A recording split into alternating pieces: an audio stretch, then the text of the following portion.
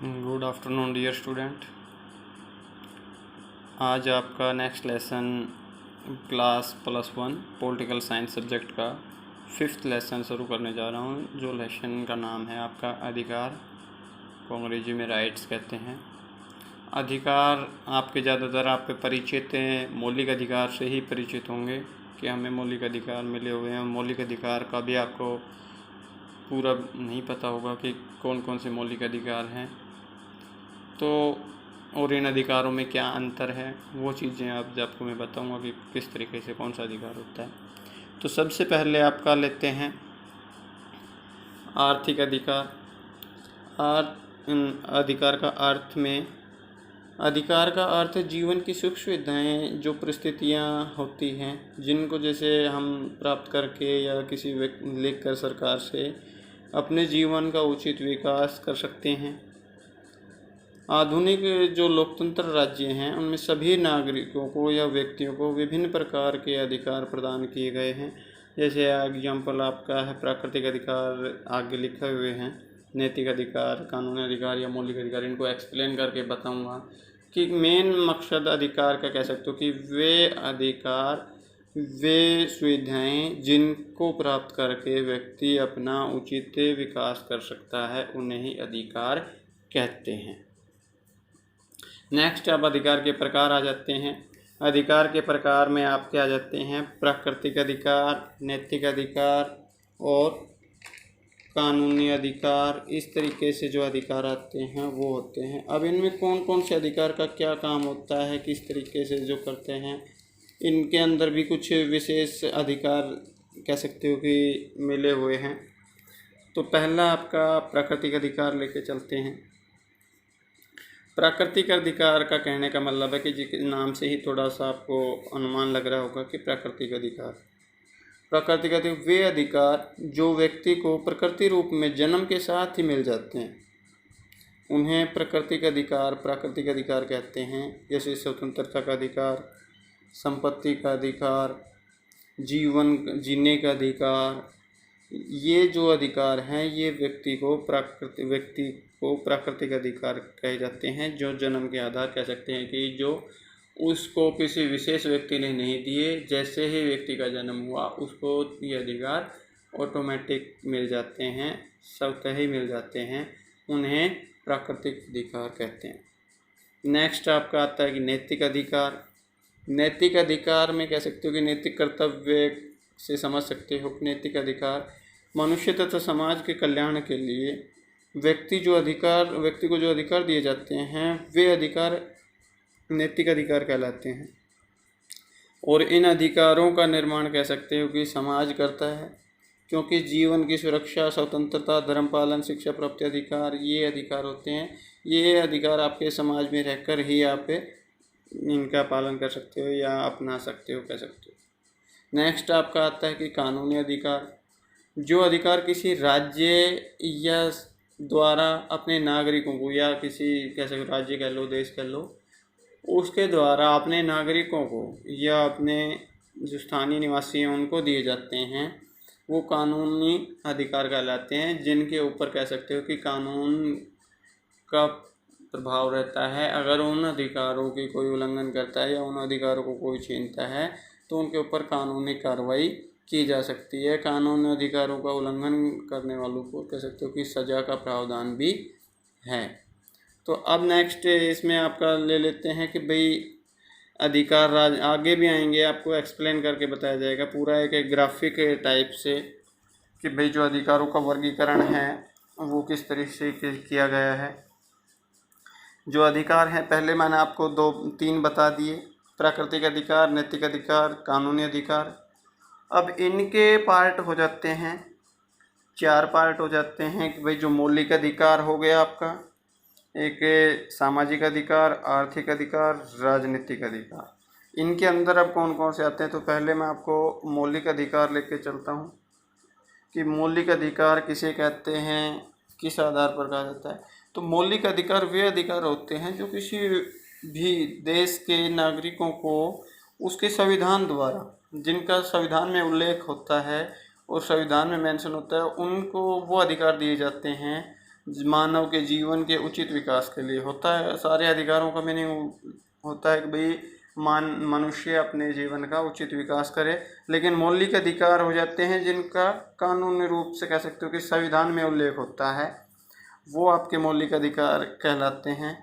और ये किसी भी कह सकते हो कि विशेष परिस्थिति में तो कह सकता हूँ मैं छिन जाते हैं। मौलिक अधिकार केवल नागरिकों को प्राप्त होते हैं जो देश के नागरिक होता है। विशेष परिस्थिति अतिरिक्त मौलिक अधिकारों को समाप्त नहीं किया जा सकता। मान लीजिए अगर कोई देश या आपातकाल या इस तरीके की सिचुएशन होती है तो उस समय आपके मौलिक अधिकारों का हनन हो सकता है, लेकिन एक जो जीवन जीने का अधिकार है वो आपका कभी छीना नहीं जा सकता। जीवन जीने का अधिकार हमेशा आपको प्राप्त रहता है। तो मौलिक अधिकारों का अर्थ समझ में आ गया होगा आपको कि मौलिक अधिकार उन अधिकारों को कहते हैं जिनका संविधान में उल्लेख होता है। अब मौलिक अधिकार होते कौन कौन से हैं वो आपको बताया जाता है कि पहला आपका आ जाता है कि समानता का अधिकार। समानता का अधिकार आपका अनुच्छेद 14 से 18 में है, जिसमें कह सकते हो कि कानून के समक्ष समानता है, अस्पृश्यता है जो अनुच्छेद 17 में दिया गया है। इस तरीके के जो अधिकार हैं कि भाई कानून के समक्ष समानता, कानून के सामने सभी को समान समझा जाएगा, किसी के साथ कोई भेदभाव नहीं किया जाएगा। नेक्स्ट आपका आ जाता है, मैं लिख देता हूँ, समानता का अधिकार।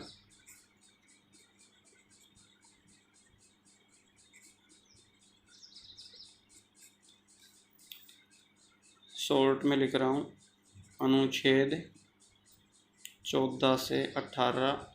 दूसरा आ जाता है आपका सभी अधिकार, स्वतंत्रता का अधिकार जो है,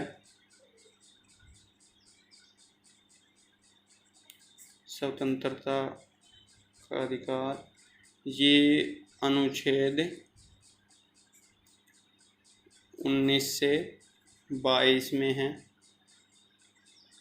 इस जो स्वतंत्रता का अधिकार है इसमें किस तरीके की जो स्वतंत्रता दी गई है वो आपका आ जाता है कि भाई किस तरह घूमने फिरने की स्वतंत्रता, या आगे जो कह सकते हो कि जीवन जीने की स्वतंत्रता तो उसमें आ चुकी थी आपके पहले वाले में। तो संपत्ति की स्वतंत्रता, घूमने फिरने की, प्रेस की स्वतंत्रता, इस तरीके की जो स्वतंत्रताएं वो आती हैं।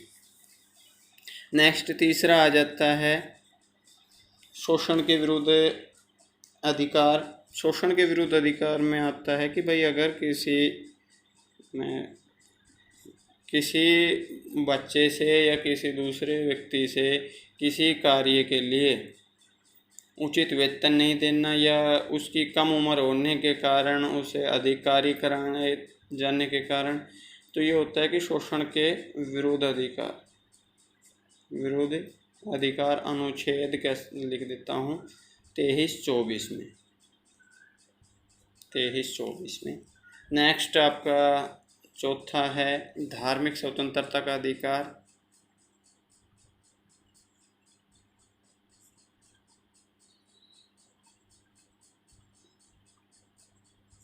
धार्मिक स्वतंत्रता का अधिकार ये आपका आ जाता है अनुच्छेद 25 से 28 में। इसमें किसी भी धर्म को अपनाना, किसी भी धर्म की कह सकते हो कि पूजा पाठ करना, इस तरीके से उन धर्म का प्रचार प्रसार करना, ये आपका धार्मिक स्वतंत्रता में आ जाता है जो अनुच्छेद 25 से 28 में है। नेक्स्ट आपका आ जाता है अनुच्छेद नेक्स्ट पांचवा अधिकार जो आता है वो शिक्षा एवं संस्कृति का आता है कि शिक्षा प्राप्त करने का और अपनी संस्कृति का प्रसार प्रसार करने का, शिक्षा एवं संस्कृति का अधिकार। इसमें अनुच्छेद 29-30 में है। बेसिक ये नहीं है कि किसी भी विशेष धर्म के या विशेष जाति के या लिंग के आधार पर भेदभाव में किसी को शिक्षा नहीं दी जाती है, किसी के साथ भेदभाव किया जाता है, तो वहाँ शिक्षा में संस्कृति का आपका मौलिक अधिकार में शामिल है। अगर इन अधिकारों में नेक्स्ट आपका है संवैधानिक उपचारों का अधिकार।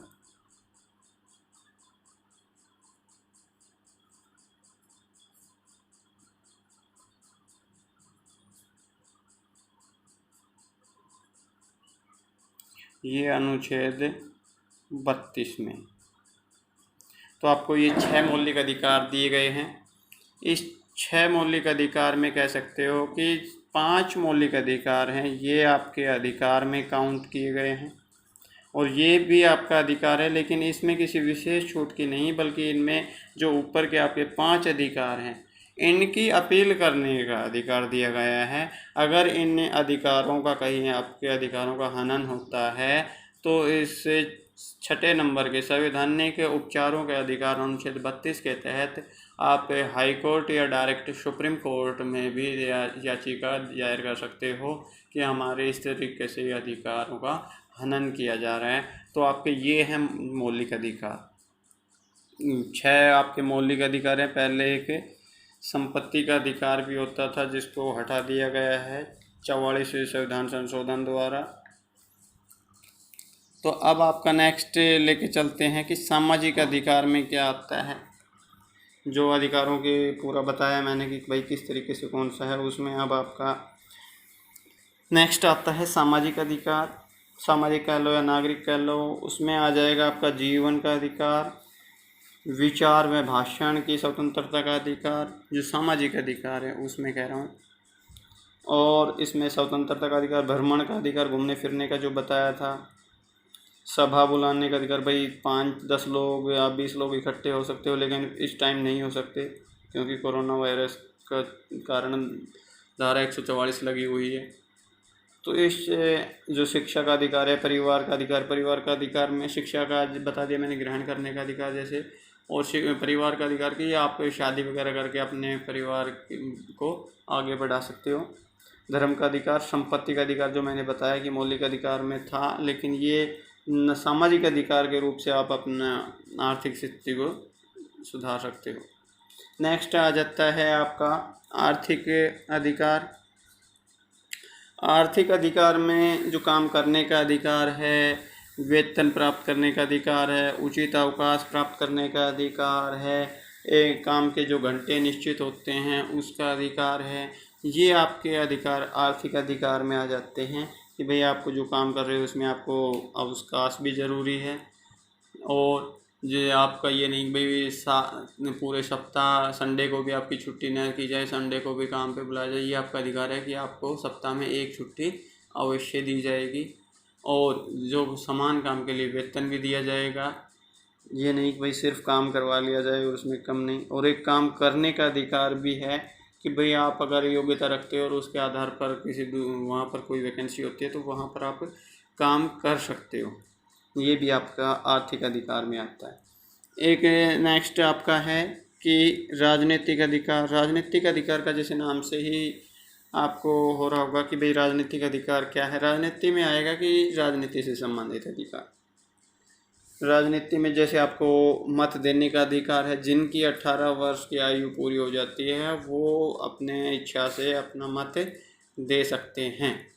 और निर्वाचन लड़ने के अनुसार, ये चुनाव लड़ने की जो जैसे कह सकते हो कि जो उम्र होती है, आयु होती है, वो अलग अलग क्षेत्र में अलग अलग होती हैं। जैसे मैंने पहले भी आपको एक लेसन में बताया होगा कि जैसे मत देने का अधिकार 18 वर्ष को हो जाता है, जबकि ग्राम पंचायत में सरपंच वगैरह चुनाव लड़ने के लिए 21 साल होती है।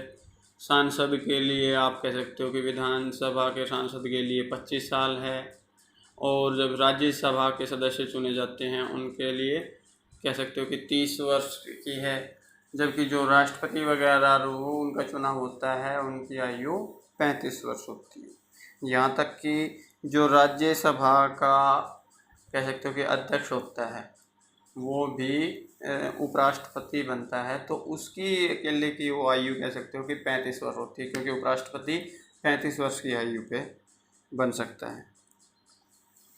तो आलोचना आगे नेक्स्ट आता है कि भाई दल, राजनीतिक दल भी बना सकते हो आप। कानून के समक्ष समानता, ये आपका पहले आ चुका है। याचिका भेजने का अधिकार कि किसी के भी विरोध जो कोई अगर फैसला किया जाता है या आता है तो उसके विरोध आप याचिका हाई कोर्ट सुप्रीम कोर्ट में याचिका लगा सकते हो, अपील कर सकते हो। आलोचना करने का अधिकार कि आपको सरकार की आलोचना करने का अधिकार है कि जो सरकार की कमियां हैं या उनको आलोचना आप कर सकते हो, ये बुराई कर सकते हो। ये भी आपको राजनीतिक अधिकार में दिया गया है। अब नेक्स्ट आपका आ जाता है कि भाई अधिकार और कर्तव्य में क्या संबंध है। अधिकार और कर्तव्य में आप कह सकते हो कि दोनों अधिकार और कर्तव्य लगभग एक सिक्के के दो पहलू हैं। एक दूसरे के बिना इनका कोई कार्य नहीं किया जा सकता। क्योंकि एक मैं आपको सरल भाषा में समझा दूं तो कहने का अर्थ है कि अगर आपका कर्तव्य है कि भाई मैं दूसरे को जीने दूं, तो ये अधिकार आपको खुद मिल जाएगा। या इस तरीके से कह लिया जाए कि अगर आपको जीवन जीने का अधिकार है तो दूसरे व्यक्ति को आपका कर्तव्य बन जाता है कि आप भी दूसरे व्यक्ति को जीने दें। उसकी ज़िंदगी का आपके ऊपर आपका कोई अधिकार नहीं है। आप स्वतः जीवित रहते हो तो दूसरे व्यक्ति आपका कर्तव्य बन जाता है कि दूसरे व्यक्ति के जीवन की भी रक्षा करें। तो इस तरीके से एक महात्मा गांधी जी ने तो यहाँ तक कहा था कि कर्तव्यों में संबंध बताते हुए कि यदि हम कर्तव्यों का पालन करते हैं तो हमें अपने अधिकार स्वतः ही प्राप्त हो जाते हैं। क्योंकि जब हम किसी व्यक्ति के अधिकारों को बचाने का प्रयास करते हैं तो हमें वो अधिकार खुद मिल जाते हैं, दूसरे व्यक्ति हमारे अधिकारों की रक्षा करने लगता है। तो इस तरीके से कह सकते हो कि कर्तव्यों में और अधिकारों में गहरा संबंध है। दोनों ये एक दूसरे के सिक्के के पहलू हैं, एक दूसरे के बिना कार्य नहीं किया जा सकता। तो इस तरीके से आप इसके कुछ और भी हैं। एक छोटा सा पॉइंट और है कि समाज के एक व्यक्ति का अधिकार समाज के दूसरे व्यक्ति का कर्तव्य बन जाता है। जैसे अगर वही मैंने बताया कि अगर मैं जीवन जीता हूँ तो दूसरे व्यक्ति का कर्तव्य बन जाता है कि वो मेरे अधिकारों की रक्षा करे। अब एक मैं इसको एग्जांपल लेके चलता हूँ कर्तव्य का छोटा सा पॉइंट है कि भाई कर्तव्य शब्द की उत्पत्ति कैसे हुई, कहाँ से हुई। तो कर्तव्य को अंग्रेजी में ड्यूटी कहते हैं और इस ड्यूटी शब्द की उत्पत्ति डिबेट शब्द से हुई है, जिसका अर्थ है ऋण या कर्ज कह सकते हो। अब नेक्स्ट आपके जैसे आ जाते हैं कि भाई दो नैतिक कर्तव्य कौन कौन से हो सकते हैं।